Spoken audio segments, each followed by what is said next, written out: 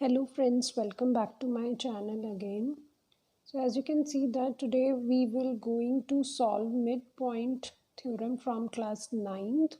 It generally comes in 3 to 4 marks in exams and it is considered very important from exam point of view. So let's get started. सबसे पहले mid point theorem की आपको statement बतानी आनी चाहिए. You should know what the statement is. Exam में direct भी आ सकता है कि state and prove mid point theorem, और आपको उसकी स्टेटमेंट भी आ सकती है और फिर आपको आइडेंटिफाई करना होगा ये कौन सी थ्योरम है और उसको सॉल्व करके दिखाना होगा. तो चलिए स्टार्ट करते हैं. सबसे पहले हम लिखेंगे स्टेटमेंट. इसकी स्टेटमेंट जो है वो ये कहती है the line segment, I am writing whole statement for you. The line segment joining the midpoints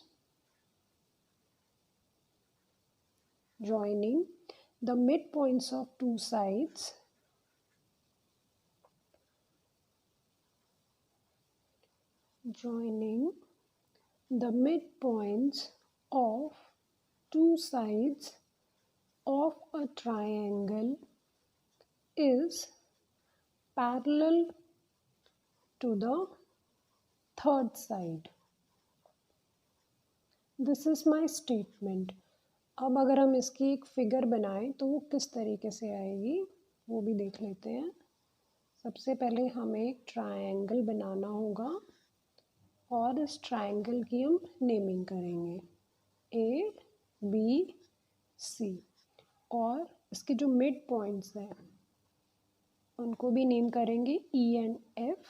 उन्हें ज्वाइन करेंगे और इसके बाद स्टेटमेंट के बाद हमें बताना होगा कि हमें क्या क्या चीज़ें गिवन है ऑलरेडी जिनका यूज़ करके हम स्टेटमेंट को प्रूव करेंगे. तो गिवन में हमें जो दे रखा है वो है A B C is a triangle and E is mid point of A B and F is midpoint of AC. ये हमें गिवन है तो इन्हीं का यूज़ करके हम अपना क्वेश्चन जो है वो कंप्लीट करेंगे. तो अब हम लिखेंगे हमें प्रूव क्या करना है. टू प्रूव हमें प्रूव करना है EF is parallel to BC. Statement फिर से ध्यान से देख लो. AB का मिड पॉइंट E, AC का मिड पॉइंट F, और इन दोनों मिड पॉइंट्स को ज्वाइन करने से जो एक लाइन मिलेगी वो हमारी ट्राइंगल की थर्ड साइड BC के पैरेलल है. ये हमें प्रूव करके दिखाना है. तो इसके बाद जो है हम बताएंगे कंस्ट्रक्शन कैसे करनी है. इसमें इस थ्योरम में कंस्ट्रक्शन जो है वो यूज़ होगी. तो कंस्ट्रक्शन इस क्वेश्चन में करने के लिए हम एक्सटेंड करेंगे सी पॉइंट को और EF को एक्सटेंड करेंगे और ज्वाइन करेंगे पॉइंट D के साथ.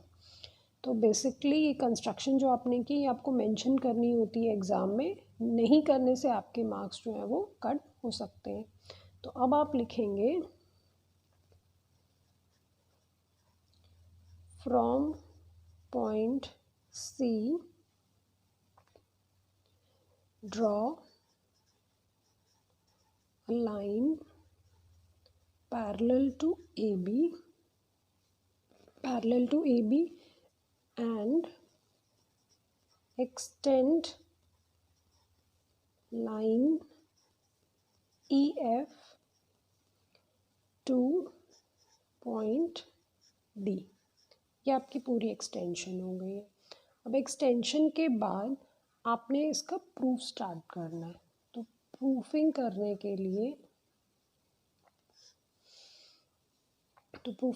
के लिए हम क्या करेंगे, AB और CD जो हमारी लाइंस पैरेलल है, हम देख सकते हैं फिगर में AB जो है वो पैरेलल है CD के.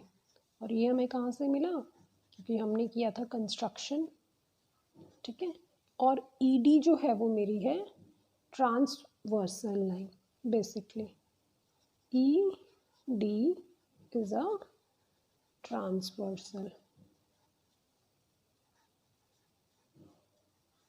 थोड़ा सा ओवरव्यू दे देती हूँ एक बारी कि जब दो पैरेलल लाइंस के बीच में एक स्लांट लाइन कट करती है तो अल्टरनेट इंटीरियर एंगल्स जो हैं या वर्टिकल या अपोजिट एंगल्स जो होते हैं वो जनरली हमारे इक्वल हो जाते हैं। तो उस केस में हमें सबसे पहले ये प्रूफ करके दिखाना होगा कि जो हमारे दो हमें ट्राइंगल्स मिले हैं, एक है ए ई एफ और एक है सी डी एफ, ये कॉन्करेंट है। तो इसमें ये जो हमारा ट्रांसवर्सल का पॉइंट है ये काम आएगा, यूज़ होगा।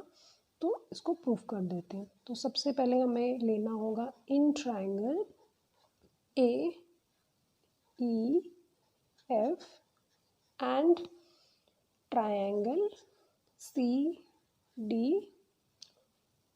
एफ, ए ई एफ और सी डी एफ। आप चाहो तो नेमिंग भी कर सकते हो। नेमिंग आप ऐसे कर सकते हो कि ये एंगल 1 हो गया सपोज, ये एंगल 2, ये एंगल 3 और ये एंगल मेरा 4। ये मैंने नेमिंग कर दी है। अभी नेमिंग को मैं ये यूज़ कर सकती हूँ, जैसे इन दोनों ट्राइंगल्स में angle 1 is equals to angle 2। 1 2 के बराबर है, क्यों? क्योंकि ये मेरे हैं ऑल्टरनेट इंटीरियर एंगल्स, ये हमेशा इक्वल होते हैं अगर दो पैरेलल लाइंस के बीच में से कोई ट्रांसवर्सल कट करती है तो। उसके बाद हम दे सकते हैं angle 3 is equals to angle 4। Reason हो जाएगा मेरा वर्टिकली अपोजिट एंगल्स, ये भी मेरे हमेशा इक्वल रहते हैं। और तीसरा हम ले सकते हैं A F is equals to C F. अब ये मैं इसलिए कह सकती हूँ क्योंकि आप देख सकते हैं एफ अगर मिड पॉइंट है ए सी का तो उसको इक्वल पार्ट्स में डिवाइड करेगा। तो हम ये लिखेंगे F is mid point of A C. तो मेरे पास तीनों चीज़ें आ गई, 3 क्राइटेरिया से मैं इसको प्रूव कर रही हूँ। Therefore triangle A E F and triangle C D F ये हो जाएंगे मेरे कॉन्करेंट।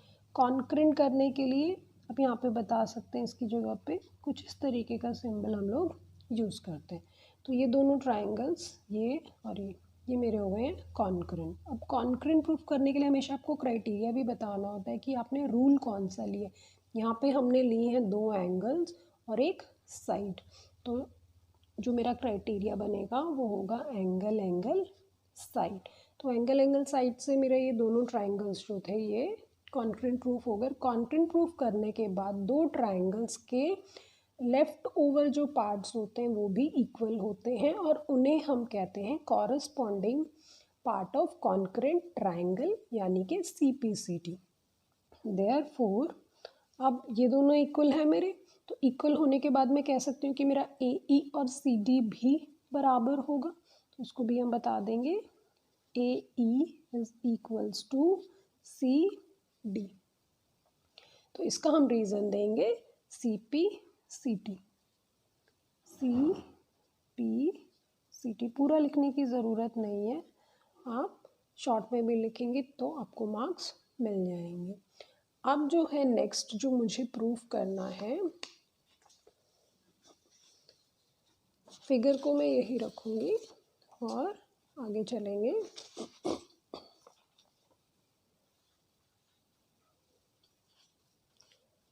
अब यहाँ पे मैंने ये प्रूफ किया था कि जो AE है वो मेरा CD के इक्वल है CPCT से। अगर मेरा AE और CD अगर मेरा इक्वल है तो मेरा E मिड पॉइंट है अगर मेरा, तो AE और EB भी मेरे बराबर होने चाहिए। यानी कि मैं यहाँ पे बता सकती हूँ कि if E is mid point of AB जो कि मुझे गिवन है, इसको यूज़ करने से ये प्रूफ हो जाएगा कि AE और EB मेरे क्या हैं, इक्वल हैं। ये दोनों मेरे इक्वल हैं। अब अगर ये दोनों इक्वल हैं तो EB और CD भी मेरे इक्वल रहेंगे। Therefore EB is equals to CD। ये दोनों भी मेरे इक्वल हो जाएंगे। अब इक्वल हो गए हैं, अब हम लेंगे हमारा एक पैरेललोग्राम EBCD, यानी कि इन पैरेललोग्राम। ये पैरेललोग्राम को इस तरीके से शॉर्ट में लिखा जाता है। हम ले रहे हैं EBC और D, ठीक है। इस पैरेललोग्राम में EB और CD मेरे इक्वल है। यहाँ पे ये चीज़ EB is equals to CD। अब इक्वल है, अब पैरेललोग्राम है तो जाहिर सी बात है अपोजिट साइड्स जो हैं वो इक्वल रहती हैं, यानी कि EB CD के क्या है, पैरेलल में भी है। इसका ये मतलब हुआ, यानी कि पैरेललोग्राम की जो दूसरा सेट है BC और ED जो है मेरे, वो भी फिर मेरे पैरेलल ही होंगे।